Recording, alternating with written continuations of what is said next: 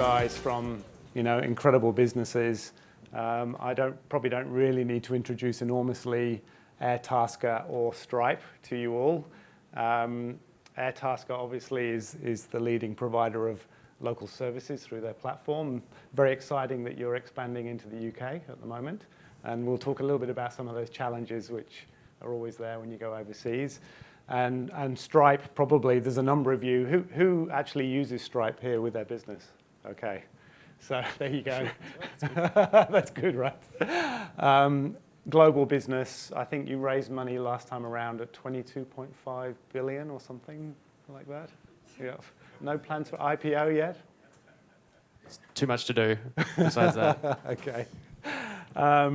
So, businesses who have really been around, they've really obviously been through a lot of those early sort of growth pain that all startups go through, and probably going through new pain as you move into new territories and expand the businesses. So we'll hear a little bit about that. And what I might do before we get going with questions, now I've got some questions ready for these guys because some of the startups I work with, I've got questions that relate to them. But before we get going on that, I might just let the guys talk a little bit about their journey, their own personal journey, where they've come from in terms of getting to where they are today within their organizations, and maybe also talk a little bit about what you do within your organization as well. I think that would be really good. So maybe Yaniv, do you want to just start us off? Sure, thanks. So I guess my background is as a software engineer and computer science background. I spent a majority of my career so far around 10 or so years at Google, based both in Zurich and then Sydney, working across a variety of different products, so search, YouTube, and Google Maps, and also in a number of different roles between, individual contributor, software engineer, and engineering leadership roles. So 10 years is a good innings at any place, and I think Google had become a very big company. It's an amazing place to go, but I wanted to join the startup world, I guess, or at least the scale-up world, and see how I could apply those skills in a new context and also learn a lot of new things. I'm the VP Engineering at AirTasker. I'm responsible for a team of around 50 engineers.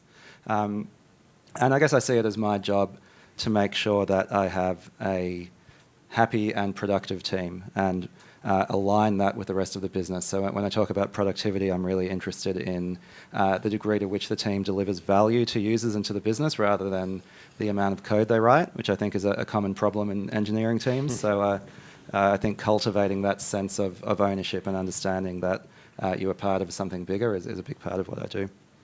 Great, thanks Yaniv. And Mac? And thanks for having us. So I'm lucky enough to lead the Stripe team here in Australia and New Zealand, which means probably a couple of things. One, in the broader sense, is anything and everything for Stripe here. So a lot of that is talking to our users, or people that could use Stripe.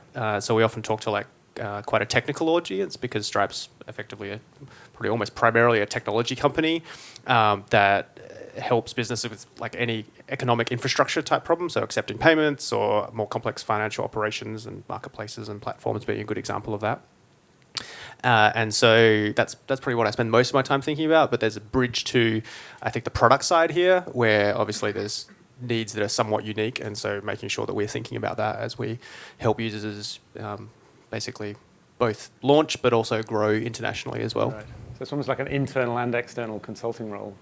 We're a scaling company ourselves, so helping navigate that as we grow and helping our users do the same thing. So awesome. Well, I'll kick off with the questions. I think one of the really big challenges, again, it's an Australian problem, but it's probably a problem globally, is actually finding talent and attracting it, retaining it, motivating it. Making it productive. Maybe I'll start with you, Yaniv. What are some of the things you've done over your career to find the best people, hire the best people, and retain them in the sort of developer area? Because it is a real challenge. Right. Yeah. I think there's a few things there. Right. I think there is definitely importance to having an employer brand, and I guess we're focusing on software developers and software engineers, that's my area, to be known as a place where good engineering gets done. And so in terms of doing that, I think obviously the best way to build your brand is to actually be a place where good engineering gets done, and then to talk about it, right? Through employer blogs, events like this potentially. But really your biggest advocates are going to be your employees. It's a pretty tight-knit developer community. There are a lot of meetups and conferences and stuff. So if you are a place that is a great place to be an engineer, then that is how you'll attract and retain talent. And there are a lot of feedback cycles here, right? Either virtuous cycles or vicious cycles, where if you have a good engineering culture and you have good engineers, one of the things that good engineers really value in a workplace is working with other good engineers. Right. And whereas if you don't have that, then that makes it a less attractive place and can mean it's hard to actually get onto that cycle. Yeah. And Mac, what's your experience in that Well, space? I think when I think of, we hear the same problem when we talk to users. It's like one of the consistent themes, especially on the technology side. So we looked into this, and I think the one thing I'd reinforce is actually like how important it is. So when we were looking at sort of studying this, because we got fascinated by it as well, we found that it can actually be neglected. So many companies cite it as a challenge, but they at the same time they also, I think the majority, like 2/3, would be saying that developers are spending more time on like revenue generating projects, and that developers are actually the constraint point almost more than capital. And so the power of like being able to kind of do it well is probably the key thing that we found, that that there's actually kind of aligning to the mission, which is important. Right. Because one of the other solutions, of course, is to outsource development. And I know there were, even yesterday again in the presentations, there are a few companies who've done that early development work with a team outsourced to their business, or even going offshore and finding teams offshore to do the work as a solution to not either having to find or hire somebody who might be very expensive for an early stage startup. What are your experiences and views, Yaniv, on that as an alternative to creating your own team to sort of get started? Yeah, so I don't have direct experience of a very early stage startup. I think the advantages are clear, I think primarily around cost. And I do have an understanding that if you can't get to product market fit before you run out of money, everything else is in vain. So in terms of the hierarchy of needs, you just got to get it done. And if outsourcing is what it takes to get it done, then I can see why that's a worthwhile thing to do. But I think it's important not to underestimate the longer term costs that come along with it. I think there are obviously some places that do a really good job. I'd say a lot of places that do a mediocre job and quite a lot of places that do a bad job. And it can be difficult to tell the difference between the two. And especially if you are not a technical person yourself, it's even harder to do that assessment. We actually have an employee now who did some consulting for a while, basically for early stage startups, reviewing the code that had been produced by an outsourced company to see how bad it was. And usually it was pretty bad. So, AirTasker did start with outsourcing, not offshore outsourcing. We use quite a reputable company here, and they did a reasonable job. But you have to understand that their incentives are different, obviously, to an in-house team, and that once you do achieve that product market fit, hopefully, and you're on to the next stage, there is a technical debt that will probably need to be repaid off the back of that. And the other thing, of course, is it delays the point at which you have an engineering culture and a strong engineering team. And to your point about non-technical founders, I think at some point a founder needs to decide, am I primarily building a technology company? Is technology at the core of what I do? In that case, you can't keep outsourcing it for very long because you don't outsource your core competency. So I think that's sort of the disadvantages that I see. And if you can afford not to do it, I would generally say don't. I know there are always stories of real success stories, but there's a lot of risk attached to it. Yeah, and I think from our perspective at Carthona, we generally don't invest in businesses that don't have a technical founder, or at least a senior technical person in the team, for that very reason that you mentioned, which is if you're building a business that's based on technology, then you really need to have that some expertise in-house, even if, and I've seen examples where startups have one technical person in-house who might be a founder, but then they actually outsource some of the initial development work because at least that person can oversee it, who understands what they're getting, can manage the quality of the work that they're getting. Mac, what was your view on that? Well, I was going to pick up a point. I think we both mentioned that for us, we often see a piece that's around productivity. And so finding engineers is hard, so they're a super scarce resource. But to your point on like technical debt, you can pretty quickly be spending like almost more time on managing that than you are on actually building the next thing. And so I think sometimes there's a question to ask about like how are people developing, and like I think the trend we've seen is the tools that people are using. Yep. So I think there's always a tendency. I think you mentioned writing code is like the attraction, and going back 20 years when I was more hands-on in that space. There's a kind of build versus buy decision, and the kind of big trend now, which we've seen over the last 5 years, is basically APIs, cloud platform tools, where a lot of it is actually how do you stick the things together in the right way, as opposed to like literally building things from scratch. And so I think that would be one kind of question I'd be thinking about, is like how are we building, and hopefully that's going to be more efficient into the next wave. Yeah, no, for sure. So let's think about, so we've kind of said having an in-house team at some point is going to be essential if you've got a tech-based product. How do you set up a team to be successful? Because one of the really big challenges is how do you actually get productivity out of a team? How do you get them focused on the right things? We just heard, software engineers love to play with the latest code, the latest toys, go off down all sorts of directions that interest them, but may not actually deliver the product you're looking for. Yaniv, how have you sort of set things up to make sure that you control that, and make sure that people are working on the right things at the right time? Yeah, I think it's about making sure that people feel invested in the company's goals and there's clear communication about those things. So, when we talk about what makes a company a good place for an engineer or software developer to work, is that engineering isn't treated as a kind of service delivery function, right? But rather as a partner in delivering business value. So I think it's sort of, as with most things that go wrong, it's usually because things haven't been set up correctly. And so if you have engineering, having stuff thrown over the fence at them, they're just going to write a bunch of code. They're not going to think, am I writing the right code? Am I solving the right problems? Is this the most efficient way to achieve this outcome? They're just going to write code. They're going to feel quite disengaged, and then they might also, in that way, look for shiny toys to keep them amused as well.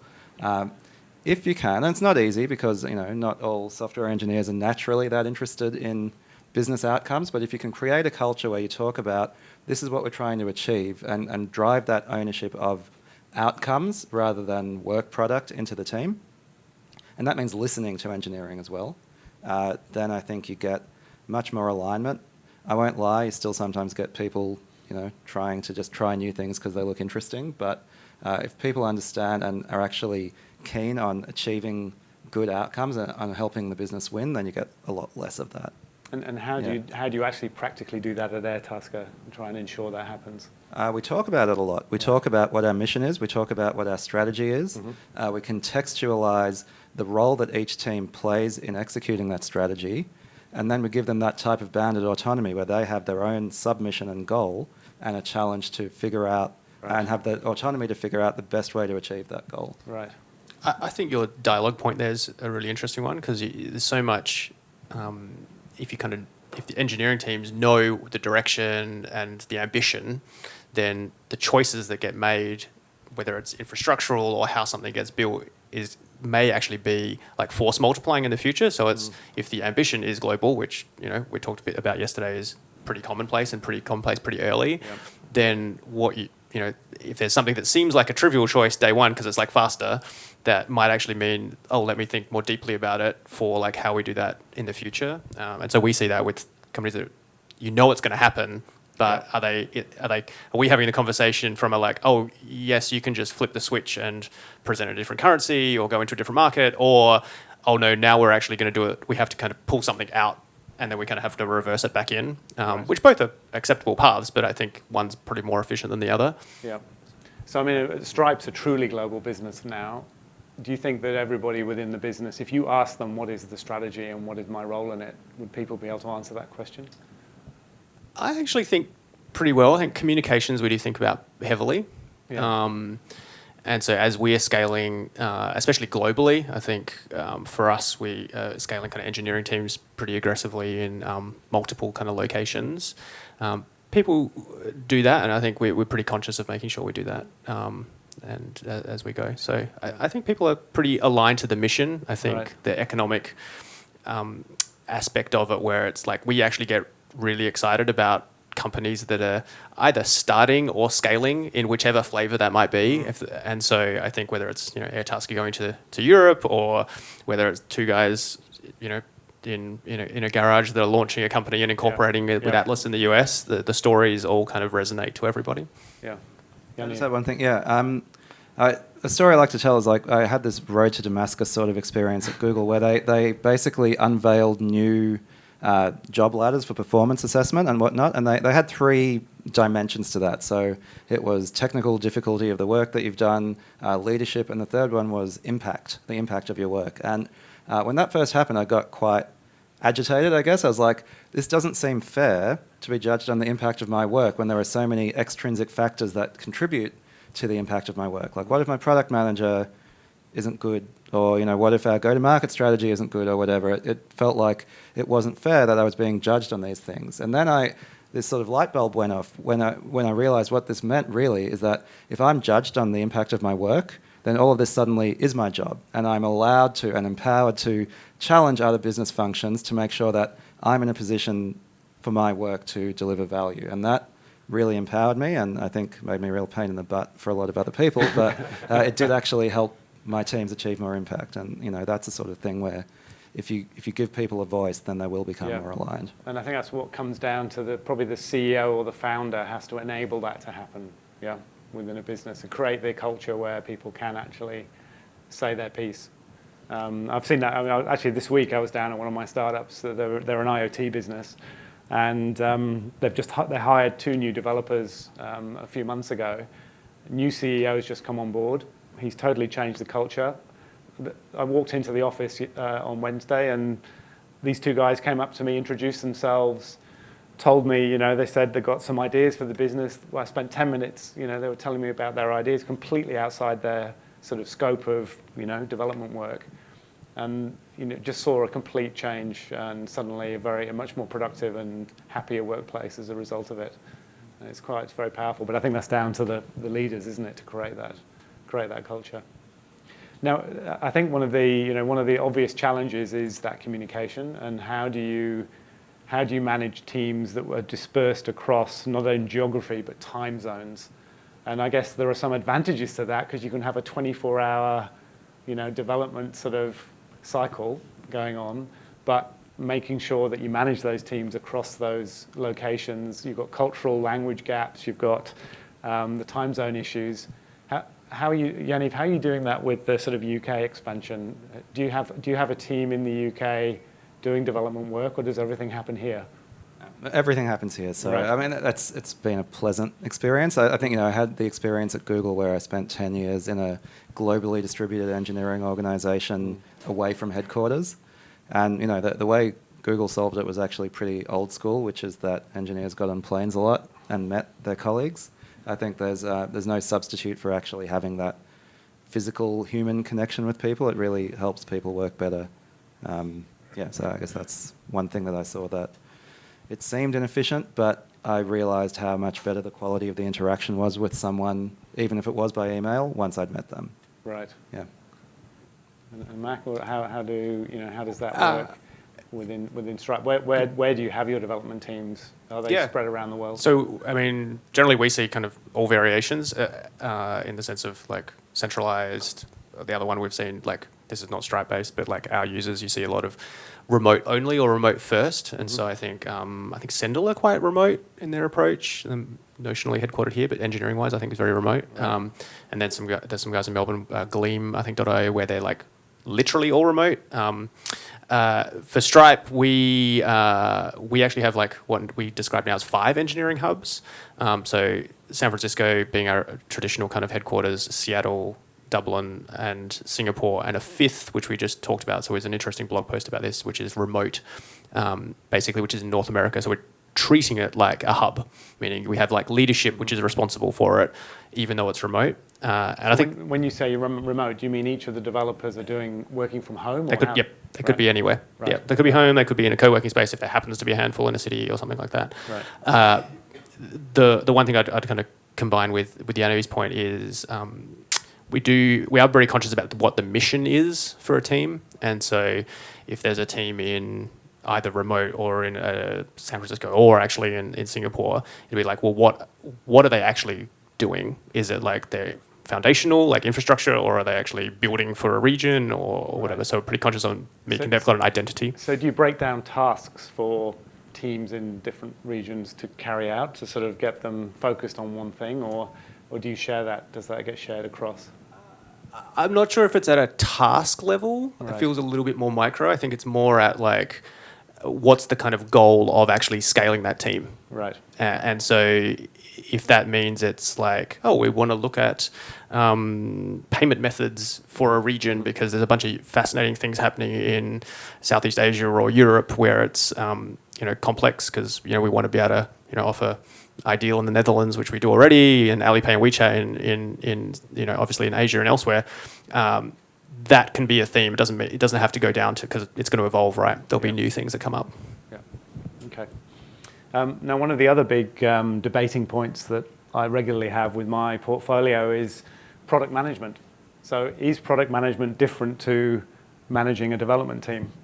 Yes. And I thought you were going to say that. But when you've got a smaller startup business, again, it's a difficult step to take because you've got limited resources, you've got limited size of team you can have. How early should you actually invest and put a product manager into your business who is divorced from the development team? I'd be interested to know your views on how important product management is, and also how early you think you need to really put that capability into a business, a tech business. Either of you want to have a crack at that? I think that's going to be a very unsatisfying answer if I say it depends, because I think it depends on.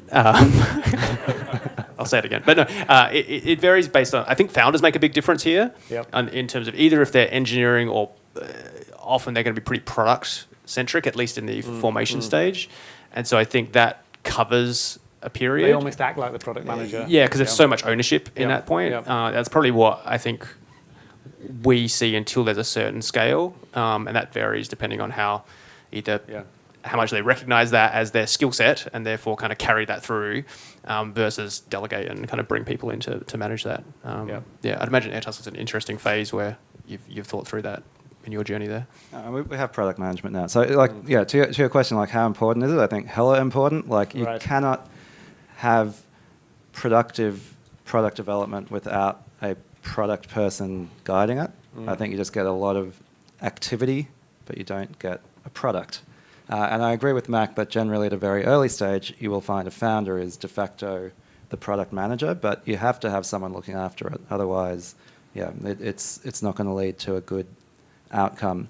But I did want to pick up on, you said, having a product management function that's divorced from engineering. I actually feel like we were talking before about empowering teams, and I think a very common model that I subscribe to is having cross-functional teams. Sometimes call it the triad or the stool of having a triple leadership of a team, which is an engineering lead, a product manager, and a design lead. Right.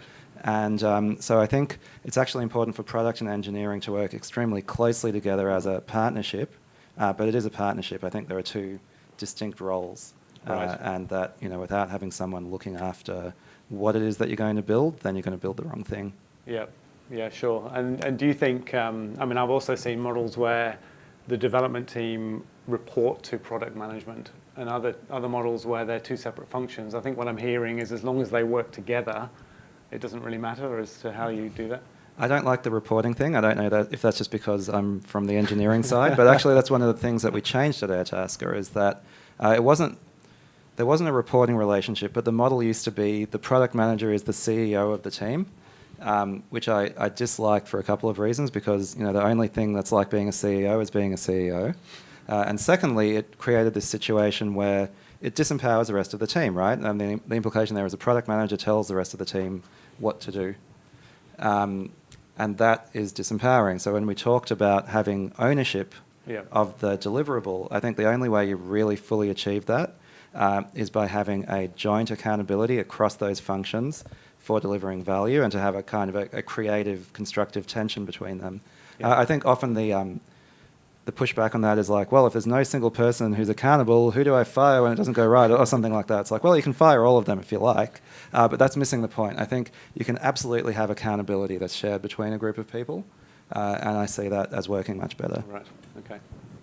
Mac, any thoughts on that? I was just going to say I'd say it's combined as well, because I think when we have conversations about where do people want to take their product, you often need to understand what the tools can do at potentially at a technical level, which impacts the product and about where you can take it. Yeah. And so we do see it kind of play together, whether that's, I think the international one's a good comment, but I think often when people are doing new kinds of business models, it starts to come in. So if people are pivoting between being a platform and then they want to get into kind of the payment side of that, or they're actually now looking at subscription businesses, that variation and being able to know how easily you can move between them tends to be a joint conversation. Right, yeah, makes sense. We just touched on tools. What do you use within your businesses? What are the key tools for managing development? Managing development. That's an interesting question. So it's not actual development tools, but rather productivity. I think it's more. tools. Yeah, it's more about how do you keep control of the development task. What tools do you use to do that? And to keep and to allow you to have an overview of what's happening and who's doing what within the development team. Yeah, I mean, I think our tool chain's pretty standard. We have Jira, GitHub, stuff like that for the basic processes.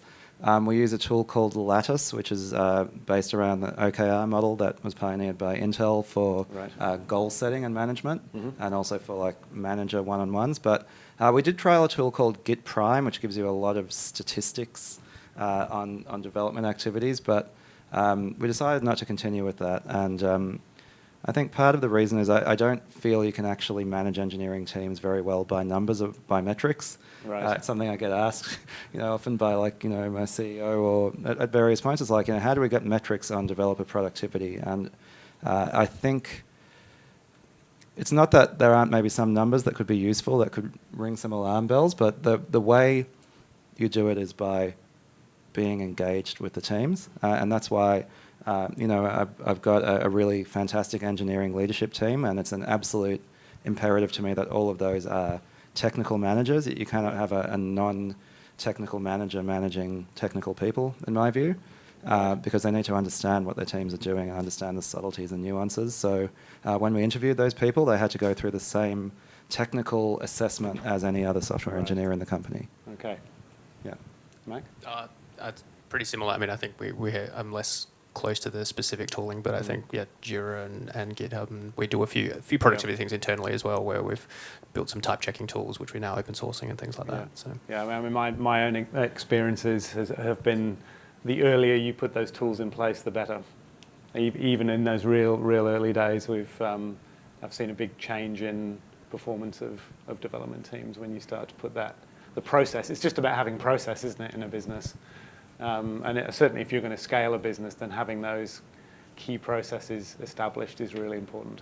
And buy-in as well. So the other thing I've seen is that tools enable processes, but the process is actually something that you have to invest in on top of the tool. Yes. And I saw this. I did spend a few months at another startup prior to AirTasker, and I guess it didn't work out anyway. But when I joined the team, they didn't have any code review process, so pull requests, which is a Git way of managing code reviews. So I was like, this is bad.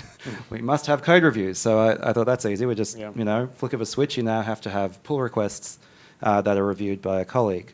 And then a few weeks later, I realized they were all rubber stamping each other's requests because they didn't understand the intention behind the process. They didn't have the psychological safety to challenge each other's work and so on. And so that was, the tooling was easy. The process was really hard, and because you need people to actually believe in it for it to work. I think that's a really good point about the process, and the process has got to be led from the top as well.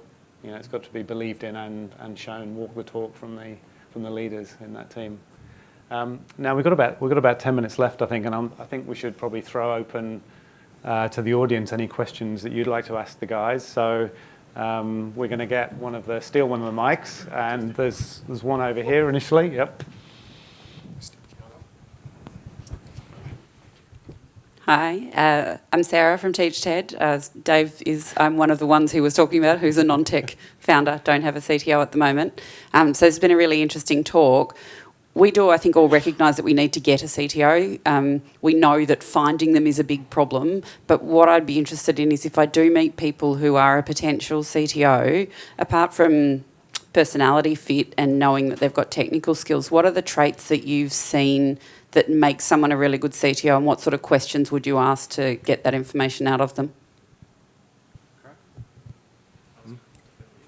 Okay. Sure. So I think, the CTO role is such a broad definition. I tried to figure out when I first got the job. My job title is VP Engineering, but even then it's like trying to get a definition for either of those roles. If you start Googling it, it's meaningless, right? So you want somebody to lead your engineering team. I think at an earlier stage, the CTO is often more of a chief engineer, head architect sort of person, someone who has good, strong opinions about how things should be built and really likes to get their hands dirty. I guess, at risk of sort of going over old ground, I think the thing that you really want to be looking for alongside the technical chops is a willingness to engage with the product and commercial side of what you're doing, because this is someone you're going to be relying on and working with, and if you don't feel that they have really internalized what the business needs rather than just what the technology needs, then I think things won't go that well. Yeah, I think I was going to reinforce the piece around affinity to kind of either the mission or the customers. I think that the best, like if I see new CTOs walk in or engineering leads, I think their thoughts on when they think more about the product, and you kind of take they actually, they can do the technical side or obviously test it, etc. But like that, I think is the most powerful because they can connect the dots. Yeah, I think I absolutely agree with that. I went through an experience with a startup where the founder hired a very technically competent person, ticked all the boxes in terms of what they needed from a technical perspective, but that person wasn't bought into the journey, and it was a disaster. So totally agree with those points. Other questions? Yeah.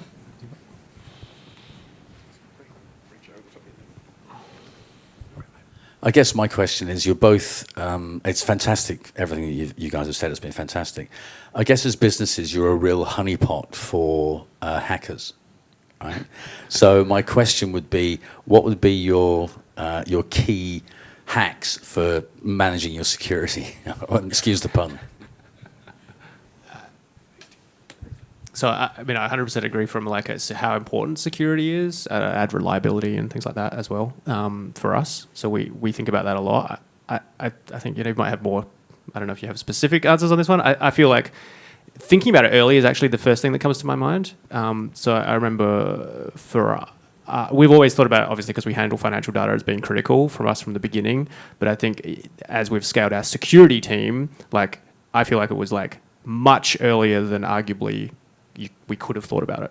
And I partly put that down to our leadership team, that they were prescient almost on the this is going to be a problem because if you think of the forward growth, we're going to be exactly what you said.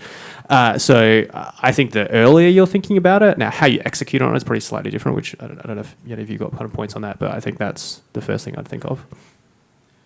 Yeah, I think the first rule of good security practices is you don't talk about your security practices. But yeah, generally what Max said is security is a really difficult thing, especially at early stages, because you're dealing in counterfactuals. Security doesn't deliver any value except in the compromises and hacks and downtime that you didn't get, and you'll probably never know what your good security has bought you. So there needs to be a level of conviction. And I think, being sort of ruthlessly pragmatic at a business level, like everything that you're doing in a business is about, managing risk. It's how much risk are you willing to take that hackers are going to destroy your business, and how much is that worth to you to try to prevent or mitigate that, because you can never fully prevent it. At risk of talking about Stripe, but I think I would say there's actually a tooling element I wouldn't forget as well. So I think, obviously from a credit card point of view, a classic one, the idea of storing that independently kind of seems strange, because you'd actually literally use tools to do that, a la Stripe or someone else. But it plays into all sorts of tools. So the menu of AWS tools that are actually security related is surprising. So we actually use AWS, and so there's how do you kind of leverage things rather than having to build security from scratch? Because obviously that's a massive lift. And the only other one I'd add is a culture of security. Around people actually, everyone thinking about that. It would be the only extra thing I think that we talk about. Great. Another question here. Hi, my name is Bharat from Appamate. So I work with a number of startups, in a partnership model, building their software, right? And there are always issues, that's on the live app, right? So I'd like to hear from you, if you look at your Jira now, and look at how much live issues are actually being reported on a weekly or monthly basis, just to get an understanding or inside view of what is the industry standard in terms of software quality.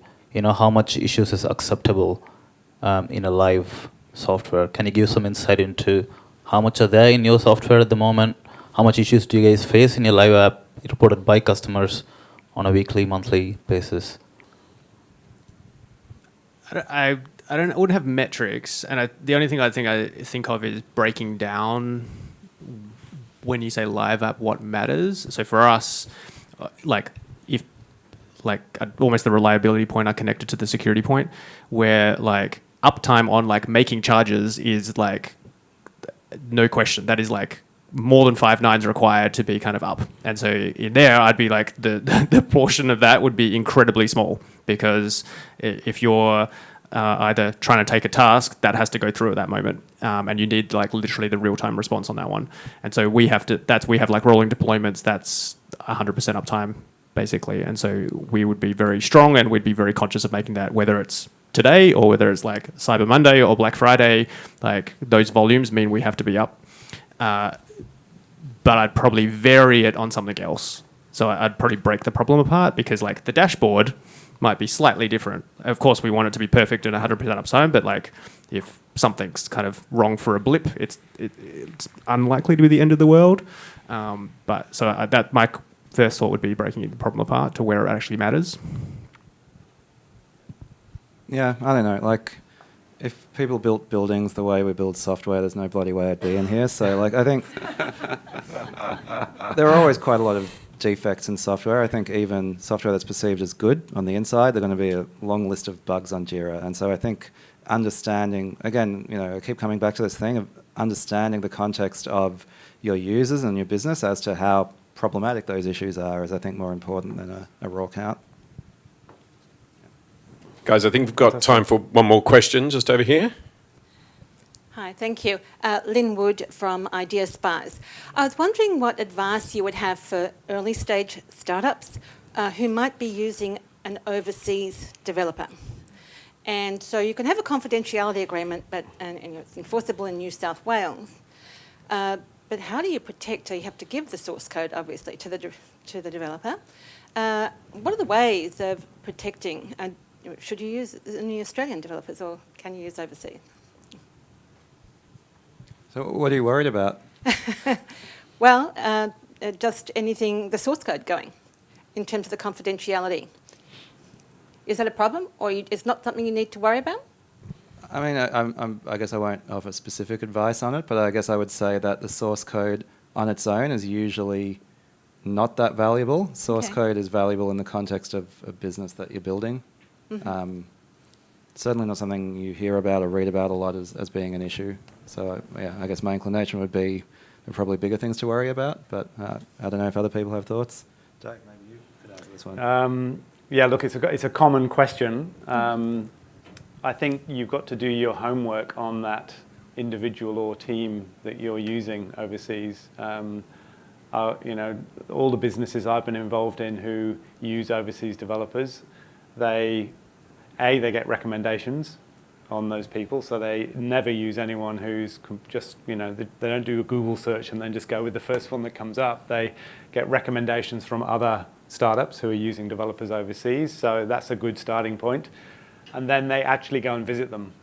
Mm-hmm. So I don't think that we talked about actually meeting people who you're going to work with. That's a really key thing, is you'll learn a million things by just going and seeing the environment they're in, the kind of team they're in, and so on. So I think actually doing that really does remove a lot of the risk. And at the end of the day, you've got to if you want them to work on your source code, you've got to share that source code and be prepared. Please join me in thanking Yaniv and Mac.